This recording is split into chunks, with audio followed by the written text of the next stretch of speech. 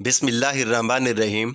हज़रत मोहम्मद सल्लल्लाहु अलैहि वसल्लम ने तीन बार फरमाया, जो बंदा ये तस्बीह पढ़ता है वो जनती है, वो जनती है, वो जनती है।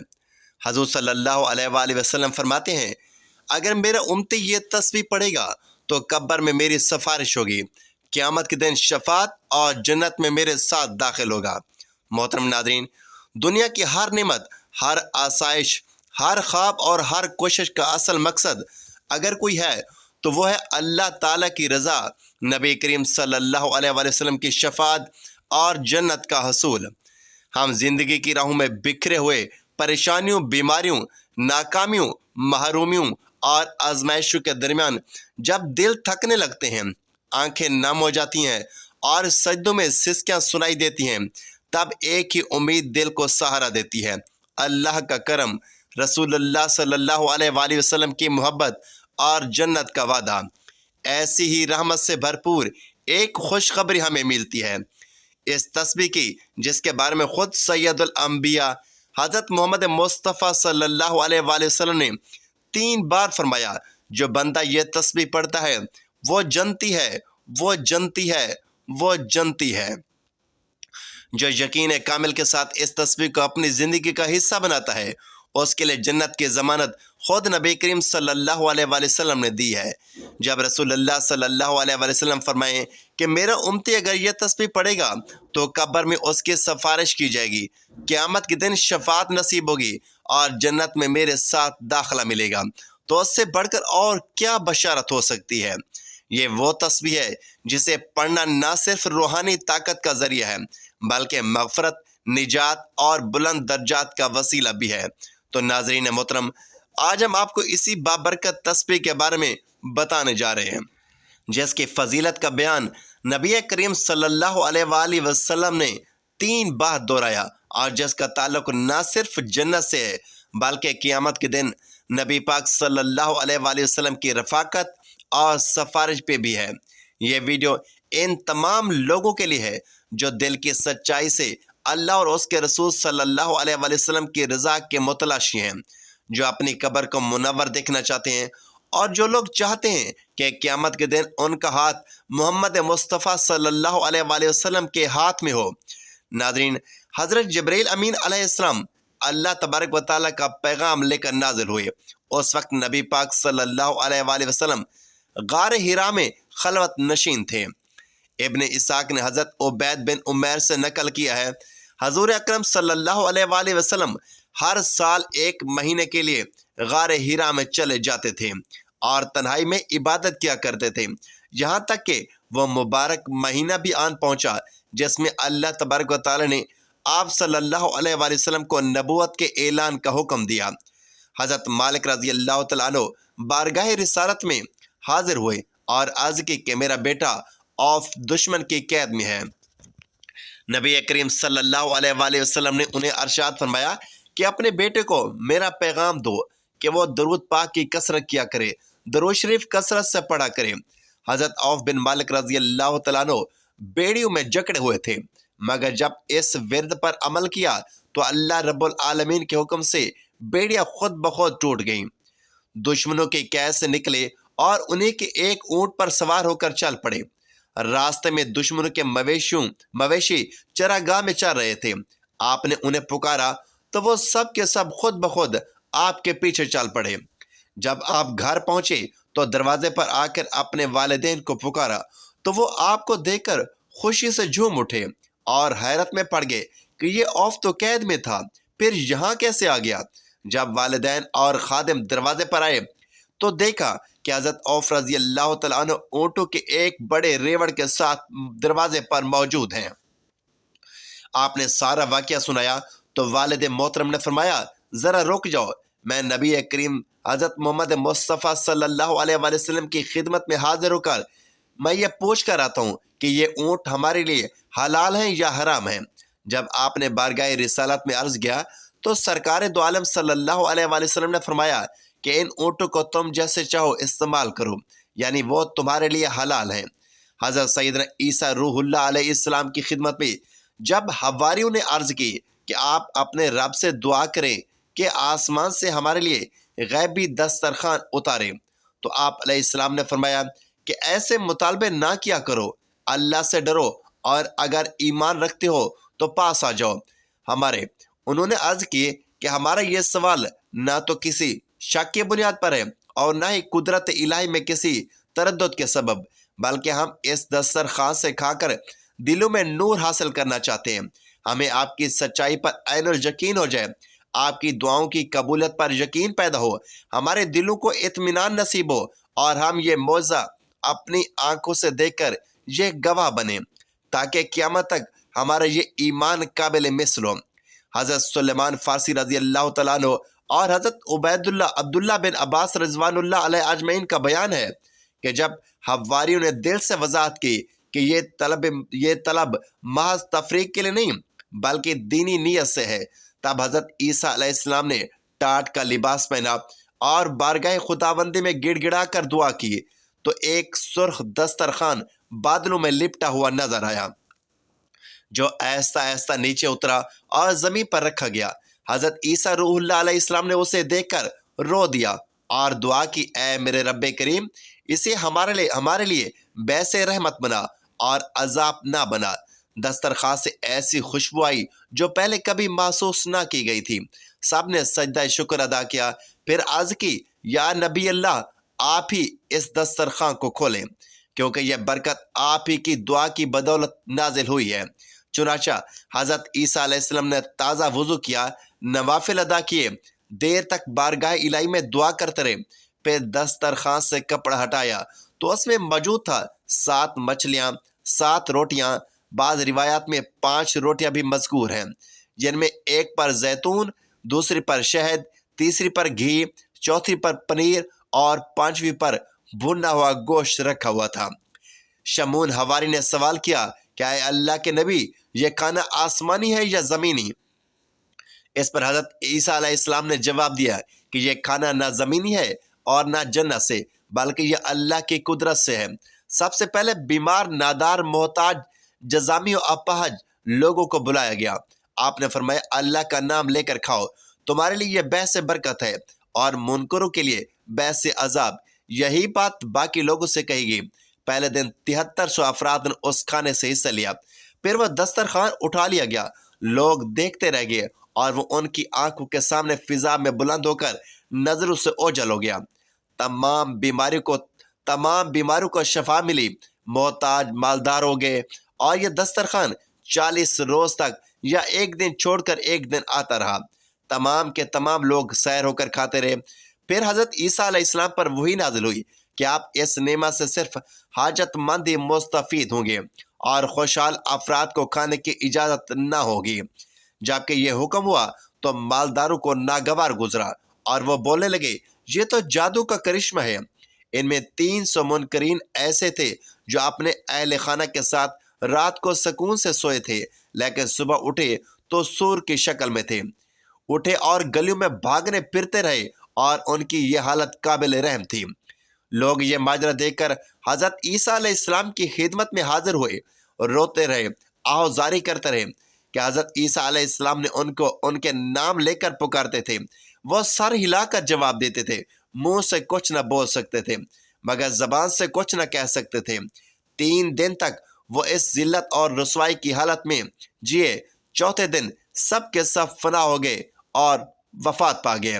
ان میں کوئی عورت یا بچہ شامل نہ تھا، سب کے سب مرد ہی مرد تھے۔ جن گاؤں والوں پر اللہ کی طرف سے مسیح کا عذاب آیا، ان کی نسلیں آگے نہ چل سکیں۔ یہ قدرت کا طے شدہ نظام ہے۔ حضرت عمر فاروق رضی اللہ تعالیٰ عنہ روایت کرتے ہیں کہ ہم نبی اکرم صلی اللہ علیہ وآلہ وسلم کے ساتھ صحافہ کے پہاڑ پر موجود تھے کہ ایک بوڑھا شخص ہاتھ میں عصا لیے حاضر ہوا اور آپ صلی اللہ علیہ وآلہ وسلم کو سلام پیش کیا۔ آپ صلی اللہ علیہ وآلہ وسلم نے سلام کا جواب دیا، پھر دریافت فرمایا کہ تو کون ہے؟ اس نے جواب دیا، میں حامان بن عین بن اقدیس بن ابلیس ہوں۔ آپ صلی اللہ علیہ وآلہ وسلم نے ارشاد فرمایا کہ تیرے اور ابلیس کے درمیان صرف 2 پاؤں کا فاصلہ ہے، تو کتنا عرصہ سے زندہ ہے؟ اس نے کہا کہ قابیل نے جب حابیل کو قتل کیا تھا، اس وقت میں ہوش سنبھال چکا تھا۔ میں پھلانگتا تھا اور لوگوں کو کھانے کے ضیاء اور قطع تعلقی کی تلقین کیا کرتا تھا۔ نبی کریم صلی اللہ علیہ وآلہ وسلم نے ارشاد فرمایا، رشتے توڑنے والے بوڑھے اور سستی کرنے والے نوجوان کا عمل بہت برا ہے۔ اس نے عرض کیا کہ مجھے معاف کر دے، میں توبہ کرتا ہوں، اپنی غلطی کی توبہ قبول کرتا ہوں۔ حضرت نوح علیہ السلام کے دور میں ان کی قوم میں شامل تھا، ان کے ماننے والوں کو ہمیشہ تانے دیتا تھا، یہاں تک کہ وہ خود بھی روتے اور مجھے بھی رلا دیتے تھے۔ ایک موقع پر حضرت نوح علیہ السلام نے فرمایا کہ اگر میں تیری بات مانوں تو یقیناً میں خسارے میں رہوں گا، اور میں اللہ کی پناہ چاہتا ہوں کہ میں جہلوں میں شامل ہوں۔ میں نے عرض کیا کہ اے نوح، میں انہی لوگوں میں شامل ہوں جو قابیل کے ذریعے حابیل کے خلاف خون ناحق کے عمل میں شامل ہوئے تھے۔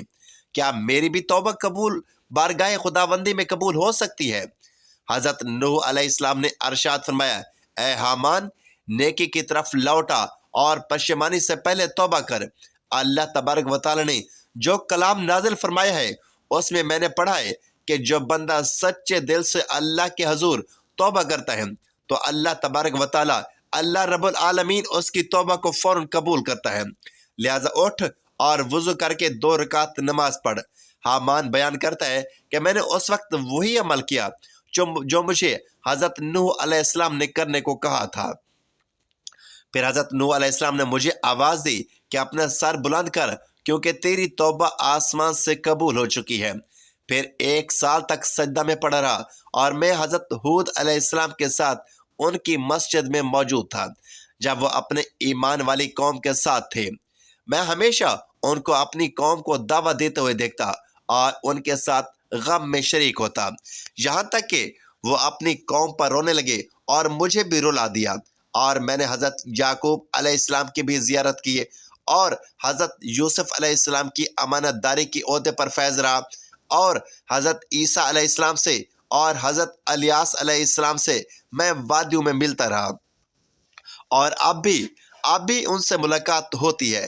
اور میں نے حضرت موسیٰ بن عمران علیہ السلام سے بھی ملاقات کی۔ انہوں نے مجھے تورات سکھائی اور فرمایا کہ اگر تم حضرت عیسیٰ علیہ السلام بن مریم سے ملو تو ان کو میرا سلام پہنچانا۔ چنانچہ میں نے حضرت عیسیٰ علیہ السلام سے ملاقات کی اور حضرت موسیٰ علیہ السلام کا سلام عرض کیا۔ حضرت عیسیٰ علیہ السلام نے مجھ سے فرمایا، اگر حضرت محمد مصطفیٰ صلی اللہ علیہ وآلہ وسلم سے ملاقات ہو تو ان کو میرا سلام پیش کرنا۔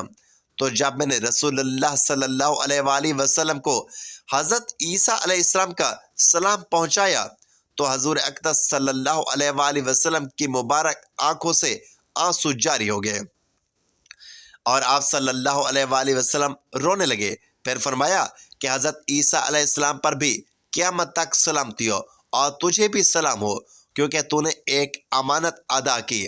حامان نے عرض کیا، یا رسول اللہ صلی اللہ علیہ وآلہ وسلم، کیا آپ بھی میرے ساتھ ویسا ہی سلوک فرمائیں گے جیسے حضرت موسیٰ علیہ السلام نے فرمایا کہ انہوں نے مجھے تورات سکھائی تھی؟ تو رسول پاک صلی اللہ علیہ وآلہ وسلم نے حامان کو سورۃ واقعہ، سورۃ مرسلات، سورۃ النبا، سورۃ تکویر، سورۃ ملک، سورۃ الناس اور سورۃ اخلاص سکھائی، اور فرمایا، اے حامان، اپنی ضرورت ہم سے بیان کرو اور ہماری ملاقات ترک نہ کرنا۔ حضرت عمر فاروق رضی اللہ تعالیٰ عنہ بیان کرتے ہیں کہ جب نبی کریم صلی اللہ علیہ وآلہ وسلم کا وصال شریف ہوا تو ہمیں حامان کی خبر نہ رہی کہ وہ زندہ ہے یا وفات پا چکا ہے۔ امام ابو نعیم کی دلائل النبوہ میں حضرت عبد الرحمن بن ابی رضی اللہ تعالیٰ عنہ سے روایت ہے کہ ان کے قبیلے کا ایک شخص عشاء کی نماز کے لیے نکلا اور واپس نہ آیا اور گم ہو گیا، تو اس کی بیوی حضرت عمر فاروق رضی اللہ تعالیٰ عنہ کی خدمت میں حاضر ہوئی اور سارا واقعہ سنایا۔ تو حضرت عمر فاروق رضی اللہ تعالیٰ عنہ نے فرمایا کہ 4 سال تک انتظار کرو، 4 سال تک انتظار کرو۔ چنانچہ اس عورت نے 4 برس صبر کیا۔ پھر حضرت عمر فاروق رضی اللہ تعالیٰ عنہ نے اس کو نکاح کی اجازت دے دی اور اس نے نکاح کر لیا، لیکن کچھ ہی وقت کے بعد پہلا شوہر واپس آ گیا، تو لوگوں نے یہ معاملہ دوبارہ حضرت عمر بن خطاب رضی اللہ تعالیٰ عنہ کے سامنے رکھا۔ حضرت عمر فاروق رضی اللہ تعالیٰ عنہ نے اس شخص سے پوچھا کہ تم کہاں تھے اور اتنے عرصے بعد کیوں آئے ہو؟ उस शख्स ने कहा, मुझे एक मजबूरी लाहक हो गई थी। हज़रत उमर फारूक रज़ी अल्लाह तआला अन्हु ने उनसे पूछा, कैसी मजबूरी तुझे लाहक हो गई थी? तो उस शख्स ने कहा कि मैं इशा की नमाज के लिए गया था कि मुझे जिन्नों ने कैद कर लिया और मैं उनके कब्जे में रहा। फिर कुछ अरसे बाद मुसलमान जिन्नों ने उनसे लड़ाई की और उन पर गालिब आ गए और कैदियों को आज़ाद किया, और इन कैदियों में भी मैं भी शामिल था। उन्होंने मुझसे पूछा कि तुम किस दीन पर हो? मैंने कहा कि मैं मुसलमान हूँ। तो उन्होंने कहा कि तुम तो हमारे भाई हो और हम भाई को कैद नहीं करते। आज से तुम आज़ाद हो और मुझे घर जाने की इजाज़त दे दी। यह सुनकर हज़रत उमर फारूक रज़ी अल्लाह तआला अन्हु ने उस शख्स को अख्तियार दिया कि चाहे तो अपनी बीवी को पास रख ले और चाहे तो तलाक दे दे।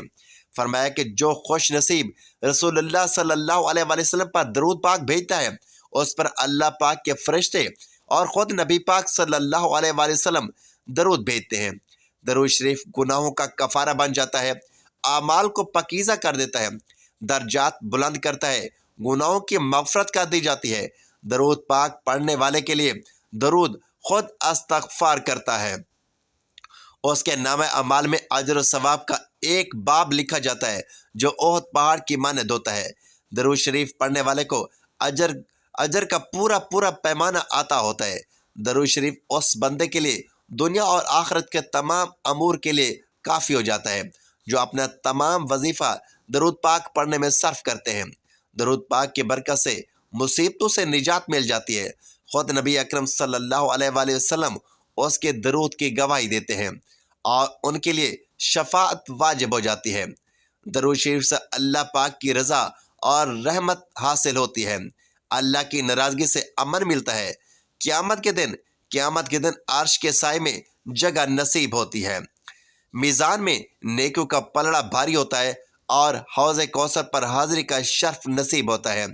क़यामत की प्यास से अमान मिलती है।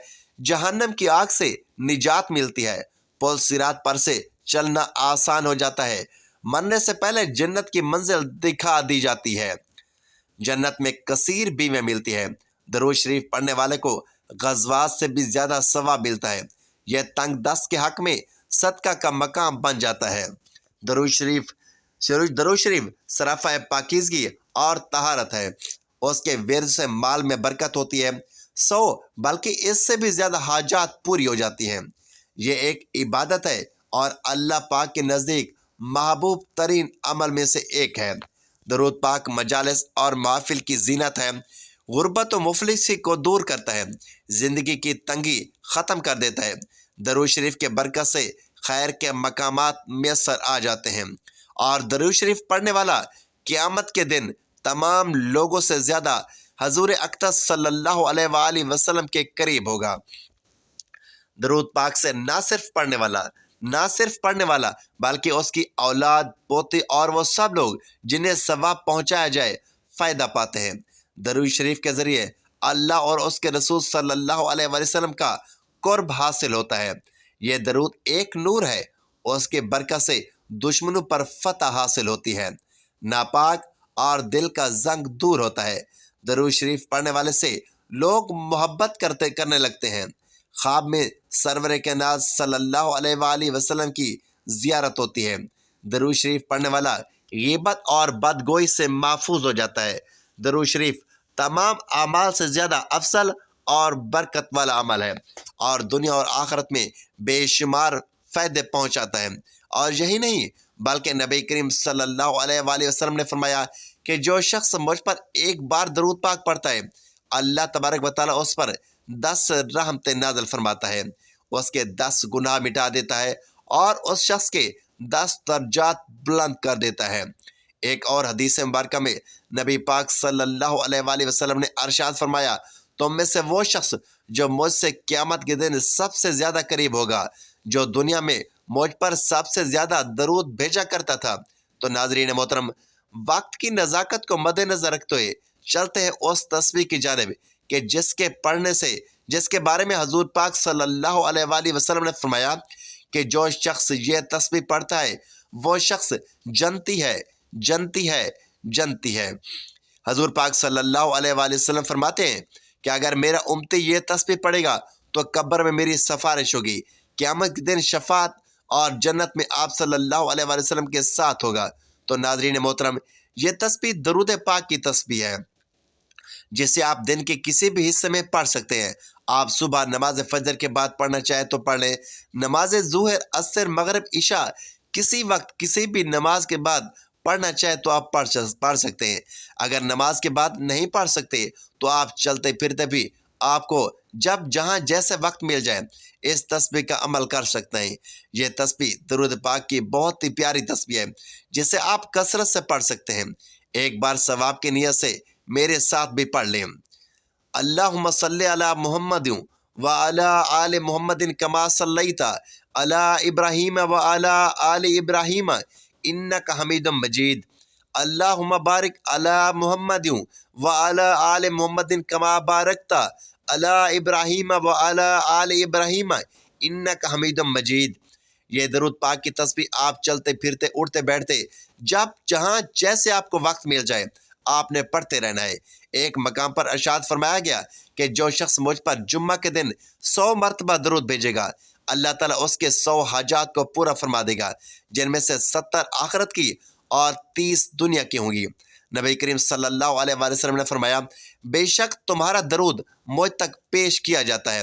تو صحابہ کرام رضوان اللہ علیہ اجمعین نے عرض کیا یا رسول اللہ صلی اللہ علیہ وآلہ وسلم، کیا آپ کے وصال کے بعد بھی؟ تو آپ صلی اللہ علیہ وآلہ وسلم نے ارشاد فرمایا کہ ہاں، بے شک اللہ نے انبیاء کے جسم کو زمین پر حرام قرار دیا ہے، پس ان کے جسم سلامت ہوتے ہیں۔ ایک اور روایت میں آتا ہے کہ جو شخص خلوص دل سے مجھ پر درود پاک پڑھتا ہے اللہ تبارک و تعالیٰ اس پر 10 رحمتیں نازل فرماتا ہے اور فرشتے اس شخص کے لیے مغفرت کی دعا کرتے ہیں۔ ان سب بشارتوں کو سن کر دل یہی چاہتا ہے کہ ہر لمحہ ہر گھڑی درود پاک کے مٹھاس سے اپنی زبان تر رکھیں تاکہ دنیا کی مصیبتوں سے بھی نجات پائیں اور آخرت کی کامیابیوں سے بھی سرفراز ہوں۔ آخر میں اللہ تبارک و تعالیٰ سے دعا ہے کہ اللہ تعالیٰ ہم تمام مسلمان بہن بھائیوں کو کثرت سے درود پاک پڑھنے کی توفیق عطا فرمائے اور ہمارا خاتمہ ایمان پر فرمائے، آمین یا رب العالمین۔ ناظرین محترم، اگر آپ کو ہماری ویڈیو اچھی لگے تو ویڈیو کو لائک اور دوستوں میں شیئر ضرور کریں اور کمنٹ باکس میں اپنی قیمتی رائے کا اظہار ضرور کریں۔